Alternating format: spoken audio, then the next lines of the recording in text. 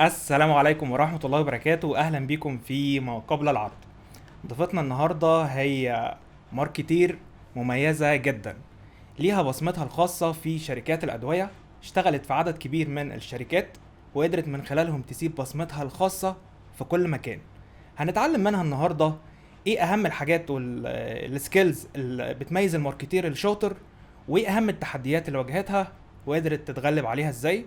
علشان كده اسمحوا لي ارحب بالماركتير القوية دكتورة مي شحاتة. اهلا بيك يا دكتور، منورانا. اهلا بيك يا مصطفى. ايه الاخبار؟ الحمد لله، منور الدنيا. بنورك والله. ربنا يخليك. تسلم يا رب. ثانك يو.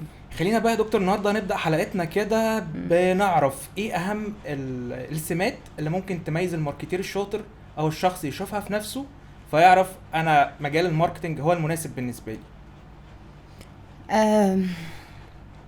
الفروقات ما بين الماركتينج وما بين السيلز وما بين اي اصلا ديبارتمنت جوه شركات الادويه تكاد تكون شعره.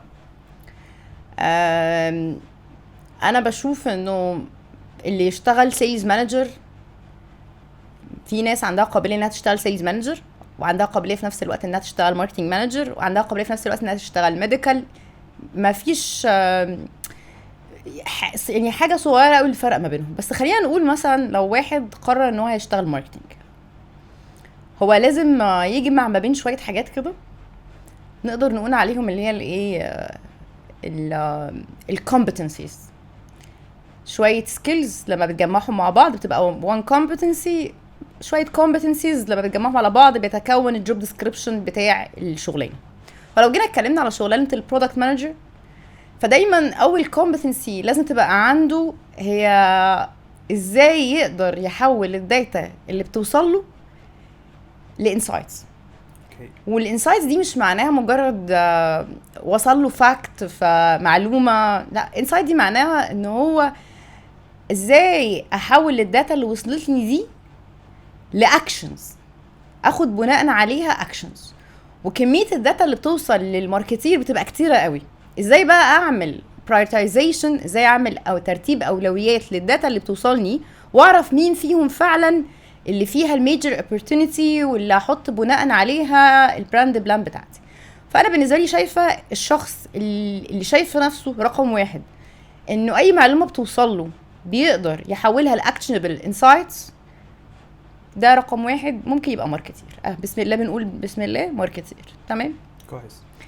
طيب الراجل ده وصل له المعلومه وقال ايه ده، وعرف يجمع باترن كده ويرسم خريطه في دماغه ويوصل الخيوط ببعضها. عارف انت المزيكا بتاعت المحقق كونان او شيرلوك هولمز، وقدر يوصل ايه ده ممكن ده بيوصل لده يعمل ده بسم الله كده. تمام. فانا ساعات لما ناس كتير بتسالني هو الماركتير الشاطر او الماركتير عموما ده شخص، واللي هو في جمله كده بالبلدي، ده شخص بيقدر يشوف المستقبل.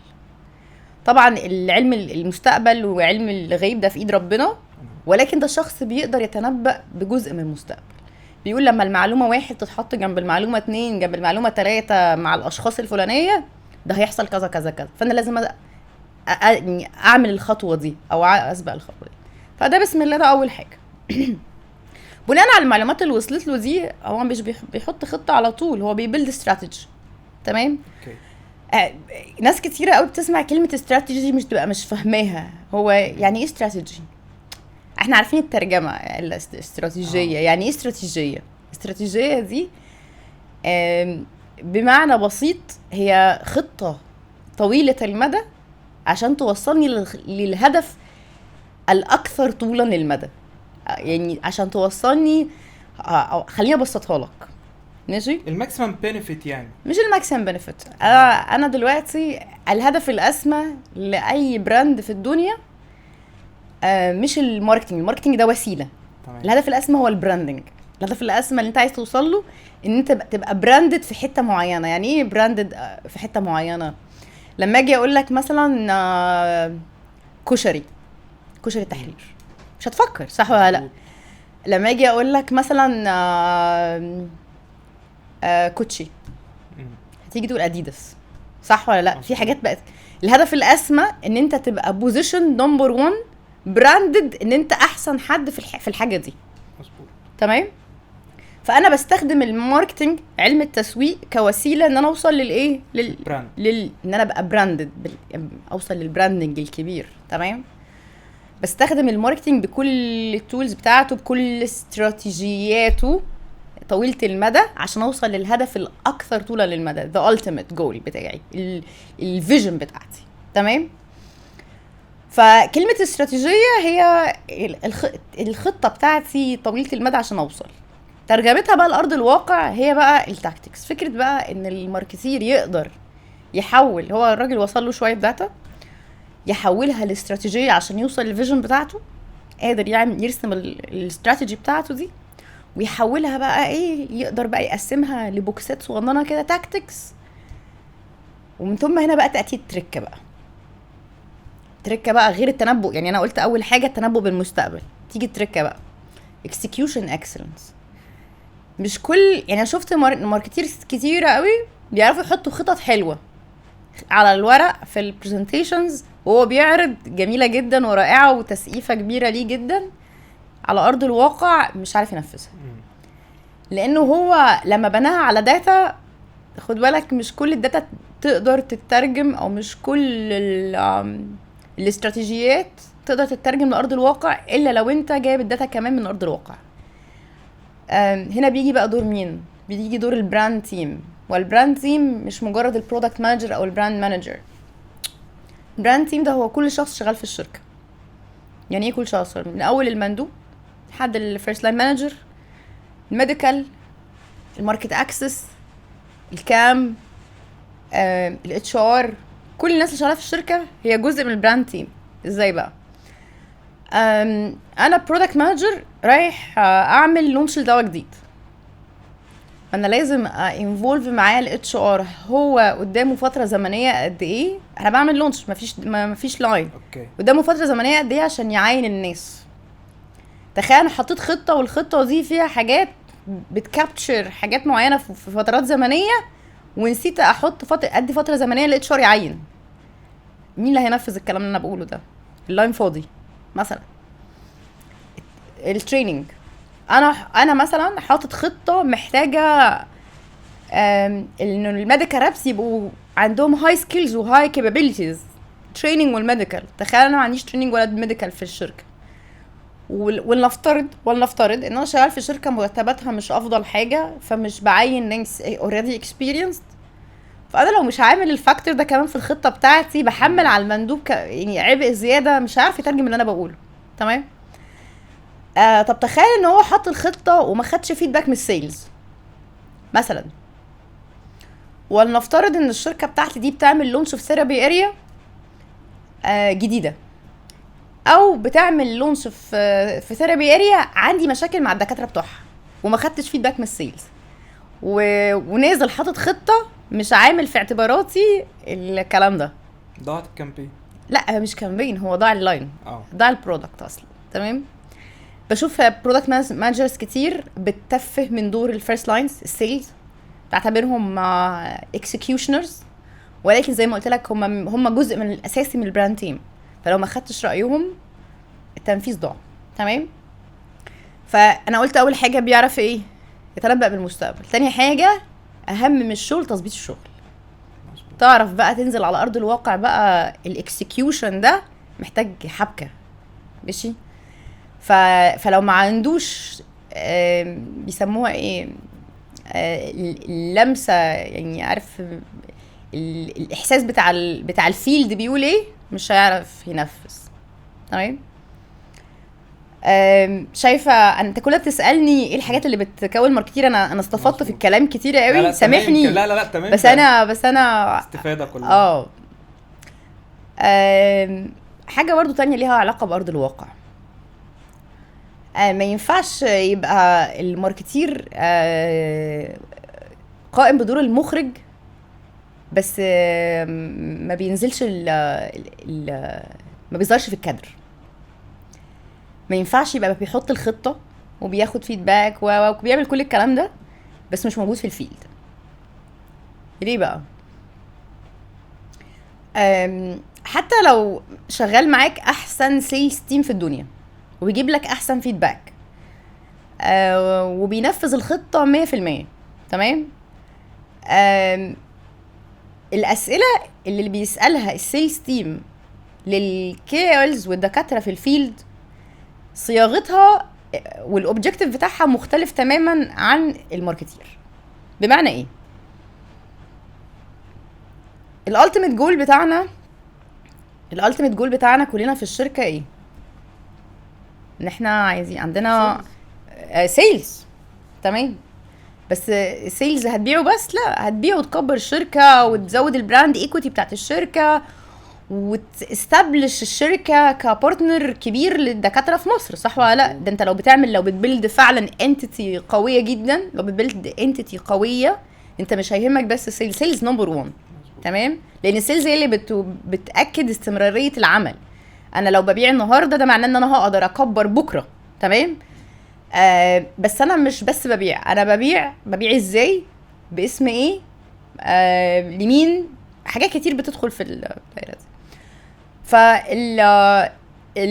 السيلز مانجر عايز يبيع النهارده. البرودكت مانجرز كلهم الشاطر عايز يبيع النهارده وبكره وبعده وكمان 5 سنين. وعشان يضمن ده لازم يضمن البارتنرشيب مع الدكاتره الكي او الز، كي اوبينيون ليدرز، وغيرهم الكي اكسبرتس اللي موجودين. لازم يضمن ان الناس انه موجود في الفيلد وبيسأل الناس دي الاسئله اللي تضمن له ان يوصل للفيجن بتاعه الشركه وبتاعه اللاين وبتاعته هو شخصيا.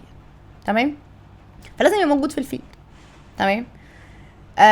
وجوده في الفيلد انا دايما بشوف، انا قلت حاجتين، بيتنبأ بالمستقبل، وتاني حاجه قلت ايه اهم من الشغل تظبيط الشغل، ثالث حاجه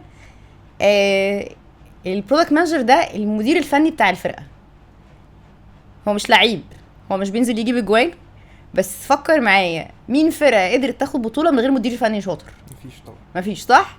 هو المدير الفني بتاع الفرقه، هو واقف على الخط، واول ما بيلاقي ان في حاجه بتحصل مش مظبوطه بيعدل على طول، صح ولا لا؟ بيظبط على طول. هو داخل الملعب وحاطط خطته وعارف مين اللي هيجيب الجون الفلاني، عارف كذا كذا كذا. فانا بشوف ان هو مدير، ففي الفيلد هو مدير فني. تمام. والمدير الفني ينفع ماتش يحصل من غير ما المدير الفني يبقى في الملعب؟ لازم يبقى في الملعب. التوليفه دي كلها مع شويه حاجات تانية تعمل ماركتير شاطر. فانا استفدت قوي في الاجابه، بس سامحني يعني لان تمام، كويس جدا والله. انا مبسوط ومستمتع بجد. لا مستمتع. تمام. انا بقى عايز اعرف قبل ما تبقى دكتوره مي ماركتير شاطره كده اشتغلت سيلز شويه كويسين. يس ده حقيقي. ايه اللي خلى مجال الماركتنج يلمع في عينيها وتشفت من السيلز للماركتنج؟ هو انا ربنا كرمني ان انا بدات رحله شغلي في شركات كبيره قوي، علمتني حاجات كتير. فانا زي ما كنت بقول لك انا ما اخترتش الماركتنج، انا حسيت ان الماركتنج اختارني لان انا جربت كل حاجه قبلي. وهقول لك ازاي. انا اول ما بدات شغلي بدات في نوفارتس. ونوفارتس دي مدرسه كبيره بتعلمك اصلا اساسا بيزنس مايند سيت، بتبيلد البيزنس مايند سيت بتاعتك قبل ما تفكر في اي حاجه تانية، بتبيلد الكونفيدنس بتاعتك. تمام. انا اوريدي شخص يعني الباك جراوند بتاعتي شخص جاي من مجال الطبي. انا والدي ووالدتي الاثنين دكاتره نساء، ومن وانا طفله صغيره كده كنت بحضر معاهم ميتينجز وحاجات اللي بتعملها شركات الادويه. انا كنت الطفله من وانت صغيره، انا كنت الطفله اللي بيخرجوها من الميتينج روم. فكنت بشوف الاكتيفيتيز من وانا صغيره يعني. بس انا الحته بتاعت التعامل مع شركات الادويه ومع الدكاتره والفيل ده يعني عارفاه من زمان. بس ربنا كمان كرمني ان انا بدات شغلي في نوفارتس، خدت ثقه كبيره جدا والبيزنس مايند سيت اتبنت صح. ربنا كرمني اكتر واشتغلت في أسترازينيكا. وأسترازينيكا مدرسه كبيره لكل حاجه. انا قعدت فيها 5 سنين. في 2018 خدت تريننج اساينمنت. فده بنى فيا حته التريننج، ان انا اعرف ازاي ادي تريننج صح، ويعني ايه ادلت ليرنينج ثيوري، وازاي اعلم. انا لما باجي بدي تريننج لميديكال رابس او للبرودكت مانجر او اسوسي برودكت مانجر او للدكاتره، انا بتكلم ادلتس. ازاي تعلم الادلتس. دي اتبنت فيا في المرحله دي. فخدت تريننج اساينمنت في 2018. في 2019 خدت ميديكال تريننج ميديكال اساينمنت واورد 9 شهور. دي بنت فيا بقى حته يعني ازاي بقى انت شغال في الميديكال فيلد، تمام؟ ازاي ايا كانت المرحله اللي فيها الدواء تبقى قادر تفهم الميديكال باك جراوند بتاعته تو ذا اكستريم ديبث، وازاي وانت قاعد قصاد اي دكتور ايا كان هو الليفل بتاعه ايه، ان شاء الله يكون يعني بروفيسور. يعني قابلت بعد كده في مؤتمرات كبيره ناس جايه من الاي اس سي، دكاتره من اليوروبيان مش سوسايتي اوف كارديولوجي مش عارفه ايه، دكتور ده رئيس جمعيه كذا، دكتور ده رئيس قسم كذا في جامعه كذا. الاساينمنت بتاعت الميديكال دي ده اللي بنيته فيا.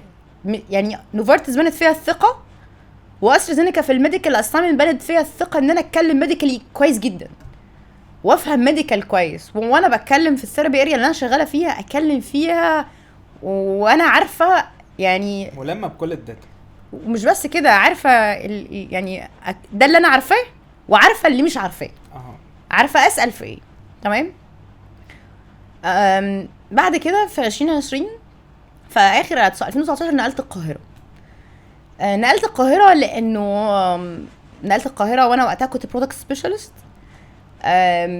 كنت عايزه اقرب اكتر للمكتب، وعايزه مش بس للمكتب للماركتنج، لحاجات كتير بقى. كنت في اخر 2019 كنت بخلص الميديكال اساينمنت بتاعتي، وكنت بدات ابدا يعني شويه حاجات كده ماركتنج. طب انا دلوقتي رايحه فين؟ ما انا لو هترقى لازم ابقى موجوده في القاهره. فنقلت، بدات ماركتنج اساينمنت في 2020. فضلت مكمله معايا في استرازينيكا لحد ما سبتها. هي اصلا مدتها كانت 6 شهور فضلوا يمدوها لي لحد ما مشيت. وكنت في 2020 توب رانكد ماركتنج اسايني. انا كنت محظوظه جدا. محظوظه ليه؟ شايف كل الحاجات اللي انا خدتها دي اللي اتعلمتها دي كملت بعضها. تريننج علمني حاجات، تريننج اساينمنت، الميديكال علمني حاجات، كل ده بقى جه وقت الماركتنج مع اللي اتعلمته في الماركتنج. وان ربنا كرمني انه اشخاص معينه تقف في طريقي وتمسكني كده من ايدي وتقول لي مي تعالي النهارده هديكي بروجكت كذا. وانا كان عندي استعداد، يعني انا كان عندي استعداد للتعلم بشكل مش طبيعي. ما عمري ما حد في الماركتنج في استرازينيكا قال لي تعالي هديكي التاسك الفلانيه او هتمسكي البروجكت الفلاني او هتمسكي كذا وقلت لا. اتعلمت وقتها، يعني انا جزء من اللي اتعلمته انا وانا بقى مثلا قاعده مع ماركتيرز بيعلموني، لا، وانا في الماركتنج اساينمنت قعدت مع ماركتيرز وقعدت مع فاينانس، علموني ازاي بقى الفاينانس دول بقى علموني ازاي اعمل برايسنج وازاي اسجل، وطبعا وقعدت مع ريجولاتوري علموني ازاي الادويه بتتسجل. الفاينانس علموني ازاي ابني ادويه تبقى بروفيتبل، بس مش بس ادويه، علموني ازاي اصلا ابيلد مايند سيت البروفيتابيلتي. ان انا طالما انا شغاله في شركه ايا كانت الشركه دي وايا كان بتبيع ايه، لازم تبقى عيني على البروفيتابيلتي، تبقى عيني انها دلوقتي ما انا لازم اكبر، تمام، ولازم اكبر اللاين ده، ولازم وعايزه اعين مناديب، وعايزه اكبر اسم الشركه واعمل اكستنشن ولسه في اكسبانشن. فخلوا عيني على البروفيتابيلتي. قعدت مع فاينانس، قعدت مع كام، ربنا كرمني ودخلت. كنا بنعمل وقتها لونش الدواء كبير قوي، دلوقتي هو الماركت ليدر في الثيرابي اريا بتاعته. دخلته معهد القلب القومي، عرفت يعني ايه شغل الكام. انا كنت بسليبريت في اللحظه دي، يعني في وقت من الاوقات كنت شغاله في السيلز برودكت سبيشالست، كنت ماسكه 3/4 الجيزه لان احنا كنا بنلونش انديكيشن جديده. كان معايا بقى كان معايا اكتوبر وفيصل ومهندسين عارف انت مربع 4 و5 و6، وفي نفس الوقت شغاله 7 ايام في الاسبوع ماركتنج. لان انت الماركتنج ده بيسحلك، مفيش حاجه اسمها ان انت هما بيتقالك في الاول الاساينمنت يوم واحد في الاسبوع، انت بتلاقي التاسكات بتسحلك بتاخدك معاها.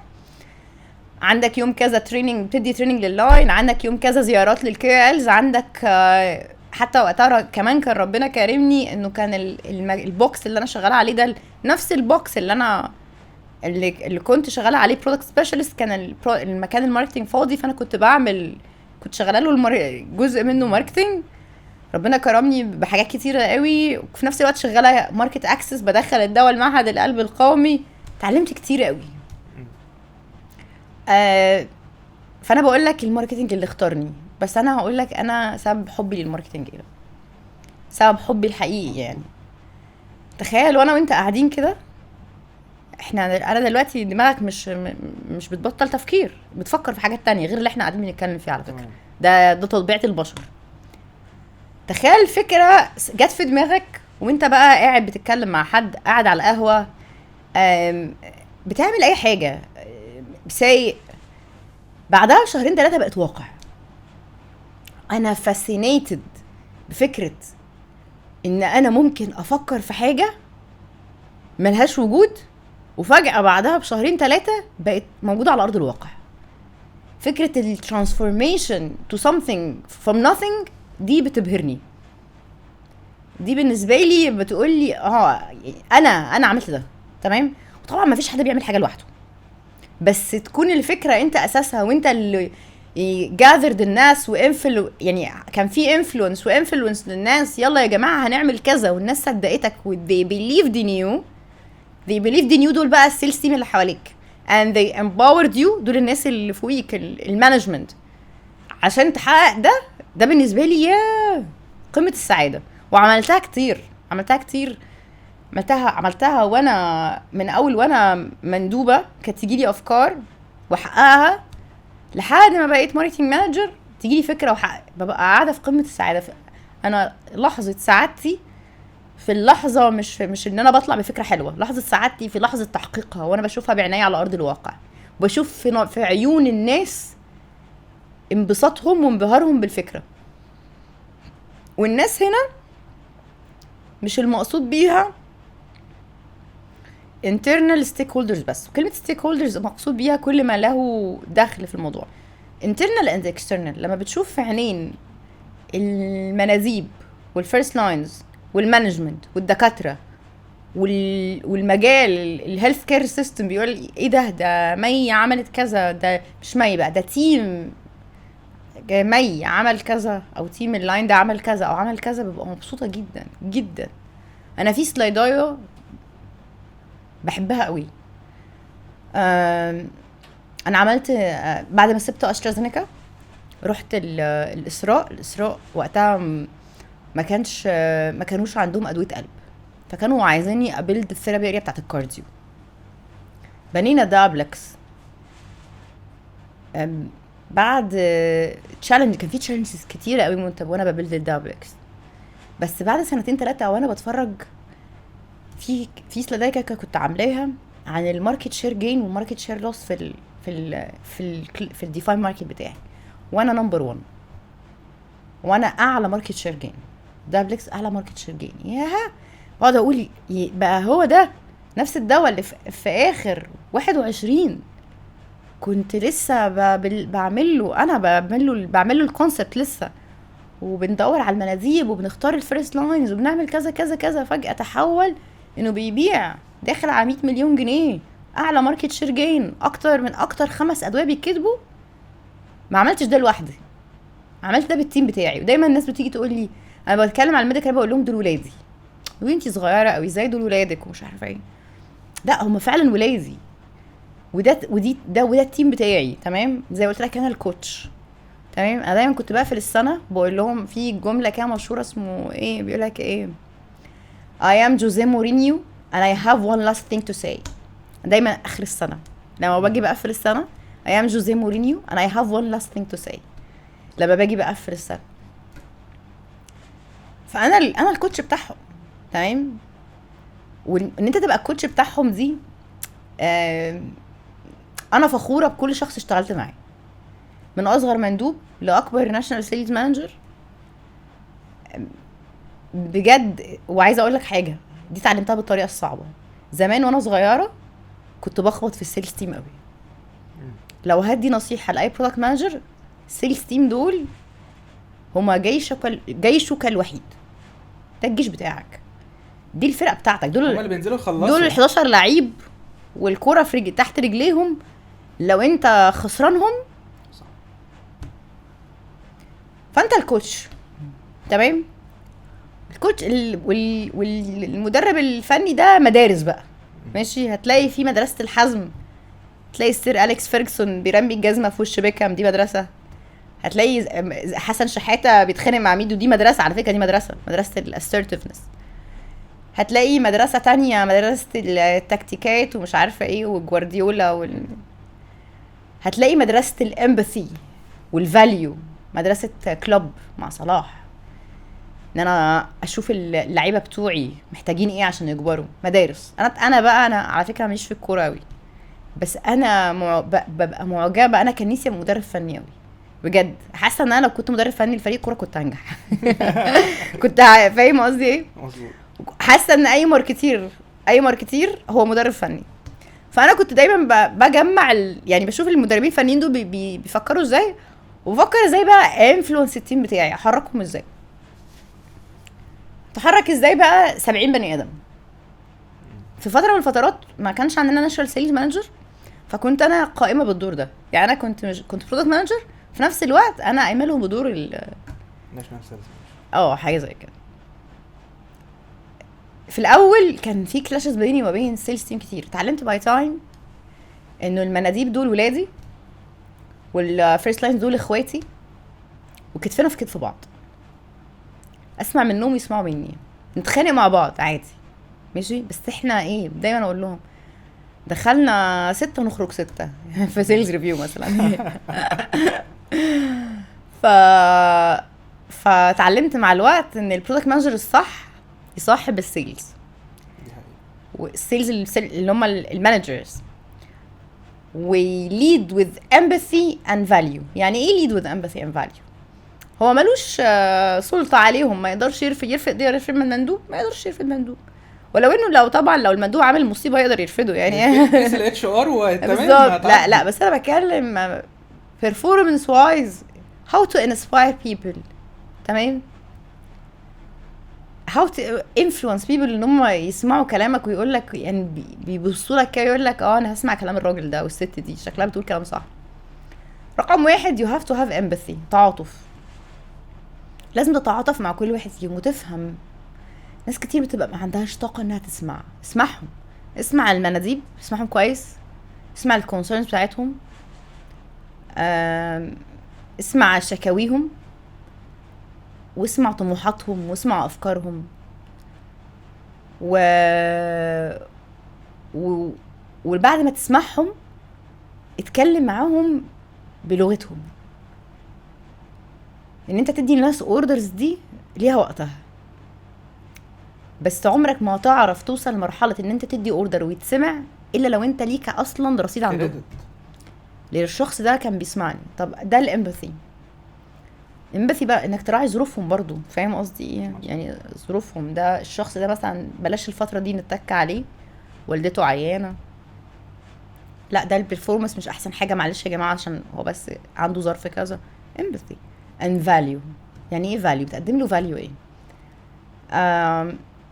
انا مؤمنه ايمان تام ان انت when you invest in your medical rep، انا كنت بدي trainings، بديهم كل حاجه، بدي trainings medical to the depth. الناس كانت بتقول الناس بتفرهد معاكي ماشي، بس لا، لازم المندوب بتاعي يبقى مندوب حتى لو هو شغال في شركه ناشونال مش مالتي ناشونال. انا كنت بجيب ساعات في التريننج فيجرز، دكاتره كبار بيسالوا المناديب بتجاوب، بيقولوا لي انا ما شفتش ده في حته تانية الا في شركات المالتي ناشونال. لا، انا المندوب بتاعي لازم يبقى عارف الميديكال باك جراوند تو ذا ديبث ايا كان الشركه اللي شغال فيها. بديهم سوفت سكيلز كتيره. بجيب لهم فيزيتورز، بجيب لهم دكاتره، وافتح المجال للدسكشن عشان اعرفهم الناس بتتكلم ازاي في الفيلد. فبقى لازم اعمل لهم فاليو، اد فاليو. عنده مشكله غير بقى الليدنج وذ امباثي وفاليو، لما يلاقيني كتف بكتف معاه في الفيلد وبحلله مشاكله وارفع سماعه التليفون او انزل له. انا عايزه اقول لك انا في شهور ما قضيتهاش في بيتي، سواء في اي في شركات كتير اشتغلت فيها كنت بنزل الفيلد، ارمي نفسي في الصعيد اسبوعين، ارمي نفسي في اسكندريه اسبوع، ارمي نفسي في الدلتا وهكذا، والف معاهم. وانا مش نازله لكوال، انا نازله بقول له انت عايزني لمين؟ تمام، انت عايزني لمين؟ دي سواء دكتور زيارتي هتفرق معاه، تفرق معاه في الدسكشن، او في مشكله هنحلها، او امسكني من ايدي واستغلني. بقول لي امسكني واستغلني واشوف هتوديني فين. والله العظيم بجد يعني لفيت الجمهوريه، انا لفيت ال27 محافظه زيارات. تمام، اعتقد على ما اظن، سواء يعني في لاينات مختلفه او مع شركات مختلفه، لفيت ال27 محافظه. كونت ريليشن قويه جدا مع التيم بتاعي، ريفلكتد وجودي في الفيلد وفي المؤتمرات على علاقات قويه جدا افتخر بيها مع كيولات في الثيرابي ارياز زي الدايابيتس والانترنال ميديسن والكارديو وغيره. ففكره ان انا بشوف بقى، شايف كل الناس دي بقى كلها دي اللحظه بقى اللي عملنا فيها اي حاجه، عملنا بروجكت، عملنا ايفنت، عملنا اي حاجه، في اخر الايفنت ولما ببص في عينين الناس والاقيهم مبسوطين، بشد كرسي كده واقعد، يا انا مبسوطه جدا. دي اللحظه اللي انا ببقى عرفت فيها ان الفكره اللي انا فكرت فيها من 2-3 واتنفذت، والناس دي كلها ساعدتني ان احنا ننفذها سوا. احنا تمام كده، احنا on the right track. بس طيب بقى انا مبسوط جدا والله بالكلام اللطيف ده، وانا حاسس الانثوسيازم طالع من عندك واصل عندي، يعني لمسني بجد. ايش عايز اعرف بقى ايه اكتر التحديات اللي واجهتك خلال شغلك في الماركتنج؟ اكيد السبل يعني مش سهلة، الدنيا مش بسيطة. احنا في ماركت عنيف جدا، فيري اجريسيف، مفيش حد بيرحم فيه التاني. فايه اكبر تحدي واجهك في خلال شغلك؟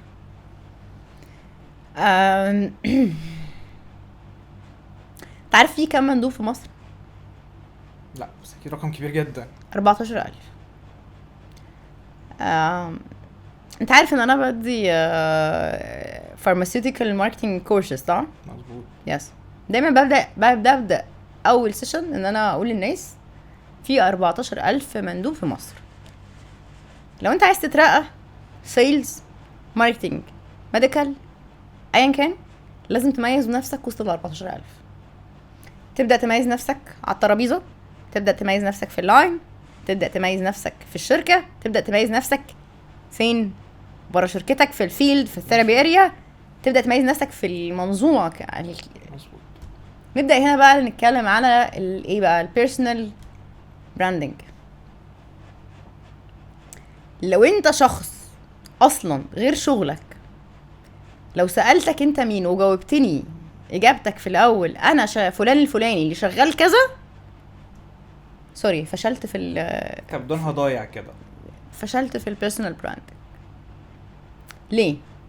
لان انت مش شغلك، انت في الاساس بني ادم بيعيش حياته، الشغل جزء من الحياة، وعندك هوايات واهتمامات اخرى، وعندك اولويات تانية منها الشغل طبعا، ولكن انت منظومة متكاملة من شوية حاجات. فلو انت برا الشغل ما عندكش اهتمامات تانية بتثري الشخصية، بتبني الشخصية دي، فانت عمرك ما هتعرف تميز نفسك جوا الشغل. طول ما انت مش شخصية حقيقية، ويعني خليني اقول يعني حقيقية يعني شخص فعلا وهو بيتكلم مع اي حد بيعامله. مش انا بكره قوي جمله لما مثلا ميديكال راب يبدا زياره يقول لك يا دكتور انا جاي اكلمك عشان حافظ، صح؟ انت لو شخص عندك اهتمامات اخرى زي مثلا القراءه، الرياضه، مثقف بشكل ما، مهتم ان شاء الله، مهتم بالعربيات، عندك اهتمامات كتير، ماشي. لو ما عندكش الاهتمامات دي مش تبقى شخص مميز في حد ذاتك، فمش هتعرف لما تدخل ديسكشن مع اي بني ادم يبان ان انت شخص حقيقي، هيبان ان انت ريفلكشن لاشخاص تانية. في قصة مشهورة مش عارف عارفها ولا لا، قصة البغبغان. عارف القصة دي؟ البغبغان في الغابة في مرة كانوا عاملين مسابقة لأجمل طائر. فالبغبغان بص لنفسه كده ولقى نفسه قال لك انا عمري ما حد هيختارني اجمل طائر، انا ريشي اسود ومش مميز. فعمل ايه؟ راح على الشجرة، خد من البلبل مثلا كام ريشة، راح للطاووس خد منه كام ريشة وقع منه، راح للكناريا خد كام ريشة منها. ويوم المسابقة جه بعد ما كل طائر اتمشى ووراهم ريشه، جه دور البغبغان فبيتمشى، فبيقولوا بصوا كده يا جماعة بس ده مش بغبغان، بس ده كناريا، بس ده مش كناريا. طب ده ايه؟ طاووس؟ لا ده مش طاووس، ده مش ده ايه ده؟ مش عارفين ده مين اصلا. طبعا وعايزه اقول لك لما رجع بعد كده كان بينظر ليه نظره من بقيه الطيور، نظره استحقاريه. ليه؟ انت مجرد ريفلكشن، انت مش معتز بذاتك ولا بمكونات شخصيتك، لدرجه ان انت رحت استعرت من كل شخصيه حته. فلازم رقم 1 تكون باني شخصيتك، باني الشخصيه صح، عندك اهتمامات حقيقيه، بتعيش حياتك مش عشان تشتغل، انت بتشتغل لان الشغل جزء من حياتك، ولكن عندك اهداف عامه في الحياه. عندك اهداف عامه في الحياه، وعندك objectives عايز توصل لها في حياتك اللي من ضمنها الشغل. ايه هو الاثر اللي انت عايز تسيبه؟ ايه الاثر اللي انت عايز تسيبه؟ ايه الليجاسي اللي انت عايز تقول بعد مثلا 4 5 10 20 سنه يقولوا فلان الفلاني عمل ايه؟ في ناس انا بسمع اسمهم سابوا الشغلانه بقالهم 10 سنين والناس لسه بتتكلم عنهم، يقولك ده علمني، فلان علمني، فلان عملني كذا. فلو انت مش شخص genuine and authentic حقيقي، عمرك ما هتبقى عارف تبقى اي حاجه مميزه. لا هتعرف تبقى فيرست لاين ولا ناشونال سيلز مانجر مميز، ولا هتعرف تبقى برودكت مانجر مميز، ولا ماركتير مميز، ولا لازم تبقى في حد ذاتك شخص مميز. وعايزه اقول لك كلنا عندنا جوانا ما تريقش عليا، اقول لك كلنا جوانا قوه روحيه يا موهي. ماشي؟ ساعات ربنا بيكرمك ويرمي في طريقك ناس تساعدك انك تطلع القوه اللي جواك دي، وساعات مش بيبقى في ايدك غير ان انت اللي تدور جواك على مصدر قوتك وتبقى شخص مميز وتستغل قوتك دي. في احدى الدراسات قالك جاوا يشوفوا السكسس ريت بتاع الناس اللي اشتغلت على نقط قوتها، والسكسس ريت بتاع الناس اللي فضلت تحل الارياز اوف ديفلوبمنت بتاعتها، وشافوا دول نجحوا قد ايه ودول نجحوا قد ايه. لو ان السكسس ريت هنا كان 70%، اللي ركز على نقطة قوته وكبرها قدر يوصل اللي هو عايزه بنسبة 70%. لكن اللي فضل مركز على انا اصلا ناقصني كذا وناقصني كذا 30%. مش بقولك ان انت تنجلكت خالص الارياس اوف ديفلوبمنت بتاعتك، ولكن الكارت الربحان، الولد اللي بينزل يقش، هو السترينث بوينت بتاعتك، هو الحاجة اللي بتميزك. دور على الحاجة اللي بتميزك وانزل بالكارت ده. لو الحاجة اللي بتميزك الكونفيدنس، انزل بالكونفيدنس. لو الحاجة اللي بتميزك الكرياتيفيتي، انزل بالكرياتيفيتي. لو الحاجة اللي بتميزك ريليشن شيب، ان انت بتعرف تبيلد ريليشن شيب مع الناس، انزل بيها، انزل بالكارت الربحان. على الهامش وفي الخلفية وفي الكواليس انت شغال على اللي ناقصك، بس انا ما بلمعش ده، انا بلمع السترينث بوينت بتاعتي. نيجي هنا بقى الاهم حاجة، وانا هعرف منين السترينث بوينت والاريا اوف ديفلوبمنت؟ انا عشان اميز نفسي وسط ال 14,000 بني ادم لازم يبقى عندي اصلا سيلف اويرنس. وبص بقى، صلي بينا على النبي. كلمة السر في النجاح في الحياة ايا كانت شغال شغلانة ايه، ايا كانت فاتح مشروع شخصي، بتعمل اللي انت بتعمله ده اللي هو بتحاول تبقى content creator، بتعمل ستارت اب، شغال في كوربريت، لو انت ما عندكش سيلف اويرنس انت خسرت اللعبه من قبل ما تلعبها. السيلف اويرنس هي اللي بتخليك تعرف انا واقف فين بالظبط، ومعايا ايه، وناقصني ايه، واللي ناقصني هجيبه من مين، واللي معايا يكسبني لحد فين، وازاي اماكسمايز ده، وازاي اماكسمايز البنفيت بتاع ده، وازاي امينيمايز تاثير الارياز اوف ديفلوبمنت على اللونج تيرم اوبجكتيفز بتاعتي. فدي نقطه مهمه جدا. في سؤال بقى حابب اساله ليكي كده، هل من وجهة نظرك التفكير خارج الصندوق للماركتير هو اللي يقدر يجيب الماكسيمم بنفيت، ولا تحليل للواقع والمعطيات الحالية؟ مين احسن؟ طيب الاتنين لازم يبقوا موجودين عند الماركتير. انا لازم اعرف اتخلى عن الجاذبية ومبقاش في صندوق اصلا، اطير في الجاذبية واجمع كل الداتا، وبعدين اقدر بعد ما اكون خرجت بره الصندوق وجمعت كل الداتا وجمعت كل الافكار ارجع اقف على ارض صلبة. تمام؟ لان انا كل الافكار اللي بره الصندوق ما دي هترجمها لاستراتيجي وتاكتكس واوبجكتيفز توصلني في الاخر للبنفيتس اللي انا عايزه اوصلها. انت you have to defend this. انت جبت فكره بره الصندوق تماما، هتبقى محتاج تبيعها للناس جوه الشركه. هتقعد قدام مثلا انت برودكت مانجر، هتقعد قدام ماركتنج مانجر وبزنس يونت دايركتور وجي ام، محتاج تبيع له الفكره الغريبه دي، وهتطلع لدكاتره وكيلات وناس كتيره بره. لو هي فكره بره الصندوق جدا محتاج برضو تبيعها له. تمام؟ انا هقول لك مثال على حاجه لما عملناها الناس ما صدقتش ان احنا عملناها في احد الادويه وفي احد المؤتمرات الكبيره جدا. انا كنت عايزه اوصل لاوبجكتيف معين قوي، ان كل الكي او الز، وقتها كنت لسه بلونش دواء معين جديد، كل الكي او الز يبقوا نطوا اسم الدواء. انا كنت كان مثلا ده في يعني بدايه تاني سنه للدواء. اول سنه كنا عملنا نجاح كويس، بس انا كنت عايزه بقى يعني اعمل بومينج في السنه دي. تمام؟ فكان في احد المؤتمرات وكان معمول في الاقصر، وكان في احد الاكتيفيتيز في لوكا في النيل. فانا قررت، ودي عمرها ما اتعملت، قررت وانا بعمل بتفق مع الشركه المنظمه، قلت لهم انا هعمل مسابقه ما بين الفلوكات. تمام؟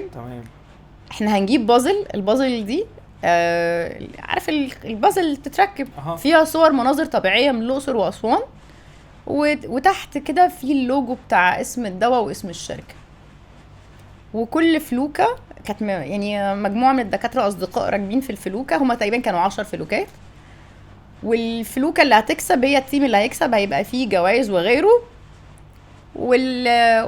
والفلوكه اللي هتكسب اول واحده كانت هتصور البازل الكامله وتبعتها صوره لرئيس الشركه المنظمه. يعني انت متخيل انت قاعد في فلوكه بتتفرج على رؤساء اقسام قلب ورؤساء جمعيات بيدوروا على البازلز، وواحد، وانا سمعتها دي بقى عرفت وقتها انها نجحت الفكره دي. ايوه هات الحته دي، ده دي اللي فيها اللوجو بتاع الدواء اكس. انا ضمنت ان في كل فلوكه كان عليها حوالي 20 بني ادم، 20 في 200 دكتور قلب كلهم قالوا اسم الدواء ده. عايزه اقول لك كانت مسمعه جدا، الدكاتره كانت يعني ازاي لاول مره تبان انها فكره عاديه. وعلى فكره هي فكره صغيره، هي فكره صغيره جدا، متخيله قد ايه هي مش حاجه تاثيرها قوي جدا. تاثيرها كان ان انا وصلت ان 200 شخص الاوبجكتيف بتاعي 200 كي او ال قالوا اسم الدواء بتاعي. تمام؟ انا عشان اقنع الناس انترنالي كانوا شايفين ماشي يلا نعملها، بس الدكاتره هل فعلا الناس الدكاتره الكبار دول انا شفت بقى يعني لما اقنعتهم قلت لهم بقول لكم ايه، احنا خسرانين ايه؟ ايه اكتر حاجه نخسرها؟ الناس مش تلعب اللعبه، ما خسرناش حاجه. صح. صح، كسبنا كل حاجه. الناس في المؤتمر كله ما بتتكلمش غير على المسابقه اللي اتعملت على الفلوكه الصبح، حرفيا حرفيا يعني. دي واحده من الافكار. طيب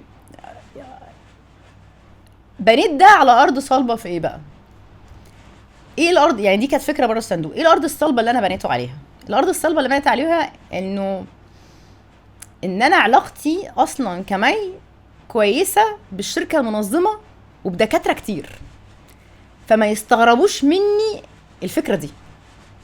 يعني شايفه انا جايبه فكره بره الصندوق، بس في نفس الوقت بانيه رجلي على ارض صلبه ان الناس دي مش هترفض مني الفكره دي قوي. اجيلك بفكره برضو تانية. كنت في مرحله يعني احنا واحد من الادويه اللي انا كنت شغاله عليه كان ليه 8 انديكيشن في 3 ثيرابي ارياس، تمام؟ وكنت عايزه اعمل حاجه ما اتعملتش في مصر قبل كده. ما كانش حد عارف يوفق 3 نص في الحلال ما كانش حد عارف يجمعهم على كونسنسس واحده. الحمد لله عملنا البروجكت ده، قدرت ان انا اجيب ناس من تخصص الاندو مع ناس من تخصص الكارديو مع ناس تخصص السي كي دي كرونيك النفرو سوري، ونعمل الكونسنسس دي. الارض الصلبه ان احنا بنقدم فاليو. الفكره اللي بره الصندوق ازاي تمانج الرأي ده هيضغي. اصل بتاع القلب شايف ممكن يبقى شايف ان رأيه انا فاليد اكتر، بتاع النفر يقول لك لا انا العيان بتاعي مور فراجايل وسنسيتيف، بتاع الاندو يقول لك اصلا دواء سكر. فانت ازاي تمانج ده كان برضو حاجه فيري سنسيتيف. فدايما وانت تطلع باي فكره جديده لازم تبقى في ارض صلبه بترجع لها. ما ينفعش تبقى بره الصندوق خالص، وما ينفعش تبقى تقليدي قوي، تمام؟ ميز نفسك، ماشي، ميز نفسك بفكره جديده، اوكي، بس احمي ظهرك داخليا وخارجيا. اعرف ازاي تدافع عن افكارك بطرق علميه بدايه. فلا انا شايفه ان الاثنين لازم يكملوا بعض. خلينا بقى نروح لسؤال تاني بيشغل بال ناس كتير، وهو هل انت شايفه مستقبل الماركتنج رايح لفين في ظل وجود الاي اي والذكاء الاصطناعي؟ هل بقى هيحل محل الماركتيرز ولا هيساعدهم اكتر؟ طب خليني اسالك سؤال. اتفضل. انت احنا اتولدنا، احنا اغلبنا ميلينيالز، يعني اغلبنا مواليد تسعينات او تسعينات ومنتصف تسعينات. احنا الناس اللي عاصرنا مرحلة ظهور الانترنت، مظبوط. صح؟ مظبوط. مرحلة ظهور الانترنت لما طلع احنا كنا اطفال، صح ولا لا؟ بس مش كان في شغلانات قبلها لما النت طلع شبه اختفت؟ بس ايه اللي حصل بعدها؟ ظهرت شغلانات تانية. فخليني اقولك انه هي نفس الفكرة. ال AI لما يظهر مش معناه ان في شغلانات هتختفي، في شغلانات هتختفي، بس معناه كمان ان في شغلانات هتتطور وهتظهر، تمام؟ ال AI هو وسيلة زيه زي الانترنت بالظبط لما ظهر. يا تعرف تستخدمها صح انت كبرودكت مانجر، يا تعرف تستخدمها صح وتعمل لها ميرجنج في شغلك، ماشي، يا ما تواكبش العصر وتبقى انت اوبسوليت، تمام؟ زمان الناس لما كانت بتعمل بحث علمي قبل ما قبل الانترنت كانت بتروح المكتبة، وكان في وقتها البوك كيبر او اسمها اللي هي كانوا بيسموها ايه، الست اللي بتقف على باب المكتبة دي وتستعير منها الكتب وتديك ورقة، ومش عارفة عصرت المرحلة دي. ايوه مظبوط. وتقعد تطلع بقى وتدور وتقرا وتجيب المعلومة من الكتب، وما كانش فيه لازم تعمل كده، صح؟ دلوقتي تخيل انت اي معلومة عايز توصل لها بتدخل النت تجيبها. استغلينا ده، صح؟ مظبوط. والبيزنس ازدهرت بوجود الانترنت، صح؟ نفس الفكره في الاي اي. استغل الاي اي، اتعلم اي اي يساعدك، خليه يساعدك، وظفه زي ما بتوظف الانترنت، زي ما بتوظف جوجل في البحث، زي ما بتوظف اليوتيوب في انك تدور على تشوف فيديوز عشان تطور من نفسك، زي ما بتوظف تاخد كورس كذا، تعمل كذا. استخدم الاي اي في تطوير شغلك. لو انت اعتمدت 100% على الاي اي هيريبليس يو، طبعا هيريبليس يو عادي. لكن لو انت استغليته صح انت هتكبر. الشخص الصح في اي شغلانه في الدنيا اللي بيواكب العصر، اللي زي ما قلت فاتح دراعاته للتعلم، اللي عنده awareness، يس، عنده high learning agility، فكل ما بيظهر حاجه جديده بيتعلمها وبيتعلمها وبيطور نفسه مهما كان سنه ايه. تمام. انا اعرف ناس عندها 60 سنه ولسه بتتعلم، لسه بتاخد كورسات وبتاخد مش عارفه تبقى سيرتيفايد في كذا وكذا وكذا وكذا. اتعلم اي اي، اتعلم ازاي تستغله، ازاي تستخدمه. لو في حاجه، يعني ايه تتعلم اي اي؟ لو في حاجه صغيره في الاي اي انا عايزاك تتعلمها، هقول لك روح اتعلم برومبت انجينيرنج، ودور على المصطلح ده ازاي اكتب برومبت صح عشان اوصل للي انا عايزه. والاي اي مش حاجه واحده يا جماعه، الاي اي ده مش شات جي بي تي. الاي اي ده انت عندك بلاتفورمز كتير، انت ممكن انت بقى عندك اي اي ايجنت، ممكن تديله الداتا كلها ويرد على الناس. تخيل برودكت مانجر لو عمل اي اي ايجنت جميل في ويب سايت الشركه، حاجه حلوه قوي. واتساب ممكن يحط اي اي في الواتساب، يحط فيه معلومات عن الدواء كله مثلا. لو هو عنده افكار كتير وعايز يرتبها، بيوفر عليه وقت كتير. تخيل بدل ما كل الوقت اللي انت كنت بتجمع ده هو يوفر عليه الوقت. في اي اي للداتا اناليسيس، بقى في حاجات كتير قوي. طور من نفسك على طول، استغل الاي اي. انا لسه بقول لك روح اتعلم الفاينانس، وروح اتعلم من الراجل بتاع الاس اف اي، وروح اتعلم من... فاكيد طبعا لما تظهر حاجه لا اتعلم. هل الاي اي هيريبليس البرودكت مانجر؟ الاي اي مش هيريبليس اي شغلانه فيها كاستمر فيسنج. ليه؟ لان الحس البشري ما ينفعش نستبدله 100% باجهزه. في احد انا في سيرفي كنت عملته في مره عن الكوميونيكيشن بين الشركات الادويه والدكاتره. السيرفي ده كنت مثلا اتعمل على 60 دكتور. سالت الدكاتره ايه اكتر وسيله تواصل بتوصل لك فعلا بتطلع فيها معلومه جديده، وحطيت فيها الفيزيكال فيزيت، الايميل، الواتساب، حطيت فيها اختاروا الفيزيكال فيزيت. اكيد اختاروا الفيزيكال فيزيت. تمام. فتخيل لا، اي كاستمر فيسنج اندستري الاي اي مش عارف يحل محلها 100%. تمام. ولكن انت عشان تكبر وما تبقاش اوبسوليت لازم تتعلم الاي اي كتول جديده متوفره تكمل الكولكشن بتاعتك بتاع التولز بتاعتك. مظبوط، تكمل وليست وسيله للاعتماد الكلي. لا انت لو اعتمدت عليه كليا طب ايه، تقعد في البيت بقى. لا انت الناس هتفهم ان انت كده فمش هتاخدك بجديه. بالظبط. شخص اجوف. بالظبط كده. السؤال بقى اللي جاي هو تقريبا حضرتك اخدتي من السؤال شويه. اتفضل. وهو انا علشان اكون شاطر واشتغل على نفسي، هل ده بيجي من الخبرات العمليه بس، ولا محتاج اثقله بدراسه زي MBA مثلا في تخصص الماركتينج؟ ما ينفعش تبقى معلم في شغلانه ما كنتش فيها صبي. مظبوط. ده الحته اللي بالبلدي. تعال نترجمها بقى للساينس. الساينس بيقول ان انت عشان تتعلم حاجه محتاج تقسمها ل70 20 10. خلينا نبدا بال10. ال10% دول هو الجزء النظري theoretical، بقرا، اتفرج على فيديوهات، ان شاء الله باخد MBA. دي متخيل الMBA ام 200,000 جنيه اللي انت هتدفعهم دول، هي دي ال10%. ولكن وانت جوه الMBA، وانت في شركتك، وانت في الفيلد قاعد على القهوه بتيجي دور ال 20%. ايه هما بقى ال 20%؟ exposure. احنا اول حاجه education، هما 3 اي. 10% education، 20% exposure.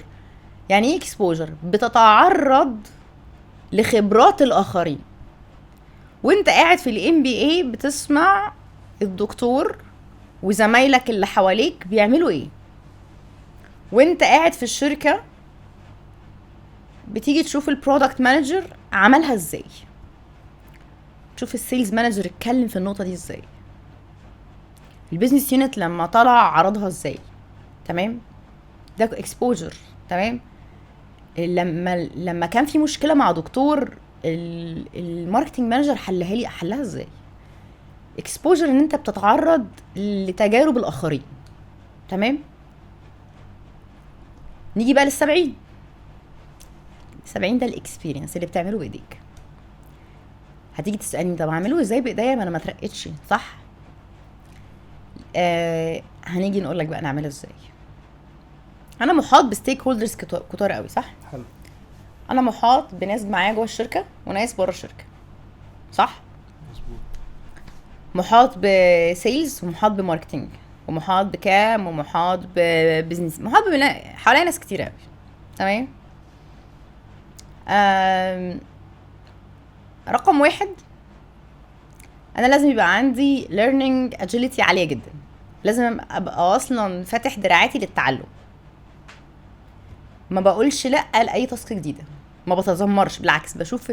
انا كنت مش انا لوحدي، انا وكل الناس اللي شفتهم نجحوا في حياتهم ما قالوش لا لفرصه تعلم، ورموا نفسهم حتى لو هيغلطوا، ما خافوش من الغلط. هغلط مش مشكله، واحلى فرصه للغلط وانت ما عليكش مسؤوليه، وانت لسه مش معاك التايتل. تغلط وقتها انت يعني ما حدش هيحاسبك. فانت لازم يبقى عندك learning agility عاليه قوي. تاني حاجه لازم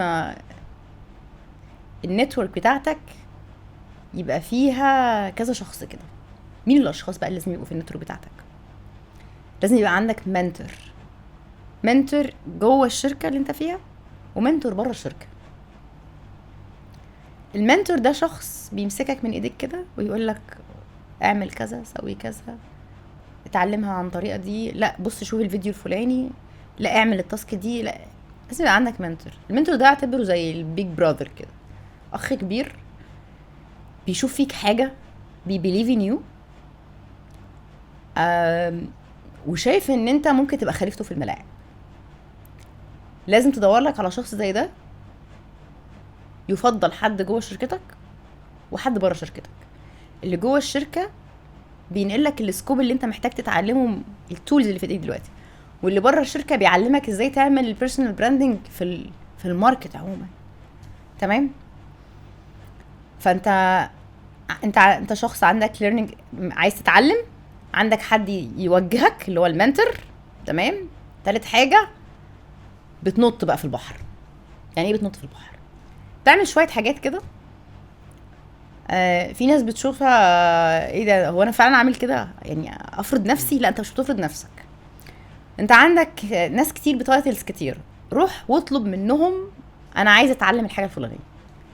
لو انت شغال في شركه كبيره جدا فيها تايتلز، يعني فيها ديبارتمنتس كتير، روح للبرودكت مانجر وقول له انا عايز في يوم اجيلك في يوم اجازتي، انت لو اجازتك الخميس انا عايز الخميس اعمل شادوينج معاك، اجي اشوف انت بتعمل ايه. غير الشادوينج، قول له انت لو عندك مثلا ايفنت عندكم مثلا ستاند الون او حاجه، انا عايز امسك تاسك معاك، اديني تاسك حتى لو انا مش معايا اساينمنت ولا حاجه، انا عايزه اشيل من عليك حاجه وانا كمان اتعلم. عايز مثلا اتعلم فكره الليدرشيب، اجي في يوم للبيزنس يونت اقول له انا عايز اقعد مع حضرتك ساعتين مثلا او ساعه، عايز اخد منك ازاي اتعلم ابقى ليدر شاطر الناس فعلا انفلونس الناس.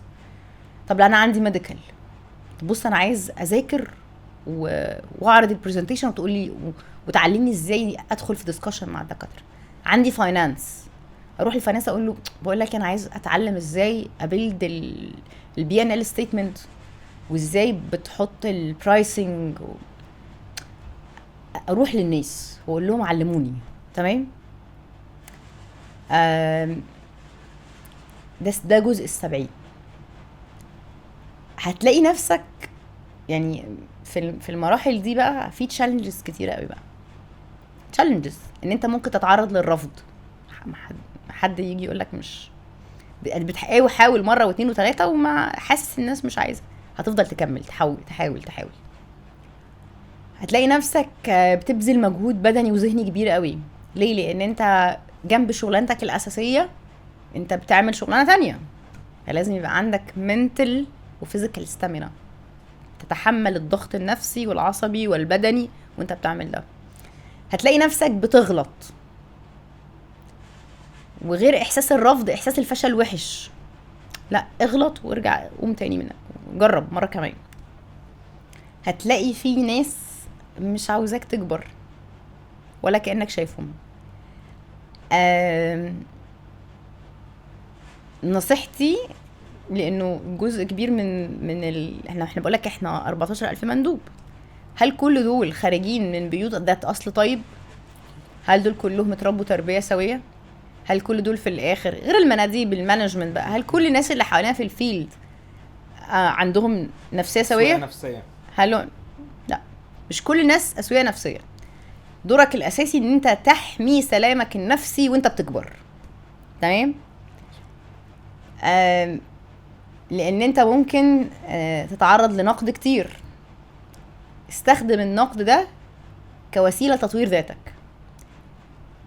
فلتره، هو فعلا النقد ده لمجرد النقد ولا ده حد بيقولها لي عشان يهدني، عشان مش عايزني اكبر؟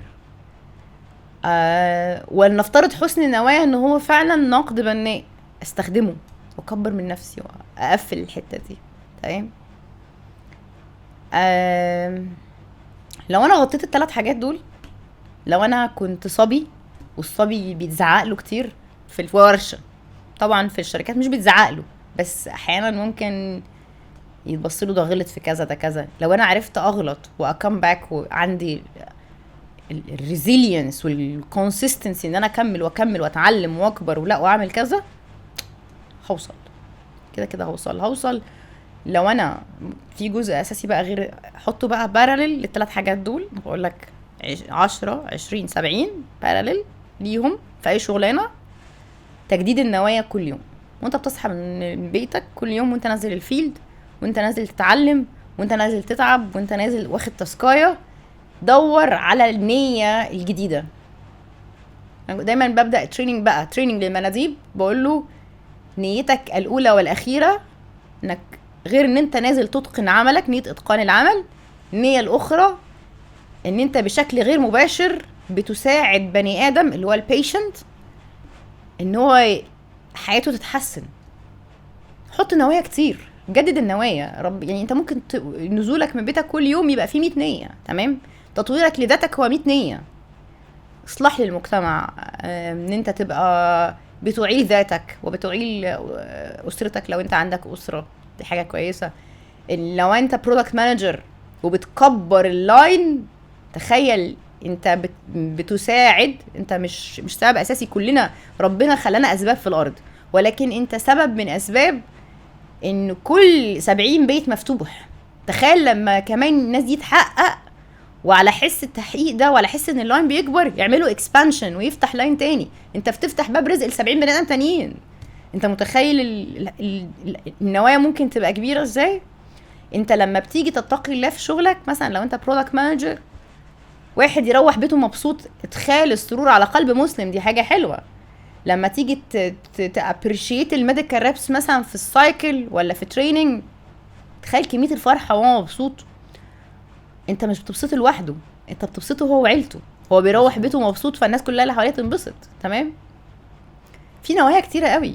يعني انت لما بتيجي مثلا بيقولك ايه، انا مش متذكره الحديث بس من يسر، مش عايزه برضو افتي في النقطه دي، بس تيسير امور الناس دي، تيسير حياه الناس دي وتسهيلها، يعني دي حاجه، دي نوايا حلوه قوي. النوايا دي مع انك تمشي كونسيستنسلي في 10 20 70 ان شاء الله هتوصل. مع انك يبقى عندك اهتماماتك اخرى بره الشغل هتوصل. ان شاء الله باذن الله. حقيقي انا الوقت اخدنا بسرعة جدا. كنت مستمتع جدا جدا جدا والله، واعتقد الناس كمان كانوا مستمتعين معانا بوجود دكتورة مي. ثانك يو. يمكن حضرتك وضحتي بعض النقط كده، وهي ان الشخص الشاطر اللي عايز ينجح في حياته مش كل السبل بتكون سهلة بالنسبة له، ولكن يقدر يستغل التحديات اللي بتواجهه بانها تكون سبل، او تكون هي حاجة اصلا هي اللي تدفعه ان هو يتحرك للامام. استغلها صح. الشخص اللي عنده شغف، اللي عنده قدرة على تحليل الواقع، هو اللي يقدر يوصل للحلم اللي هو عاوزه بسهولة جدا. بجد انا كنت مبسوط جدا جدا جدا من اللقاء اللطيف ده. سعيد جدا، واعتقد الناس كمان مبسوطين. لو وصلتوا معانا لحد هنا، استأذنكم تشاركوا الحلقة دي مع كل الناس اللي انتوا شايفينهم ممكن يكونوا عندهم شغف بالماركتينج او بالمجال عموما. الى اللقاء ودمتم سالمين.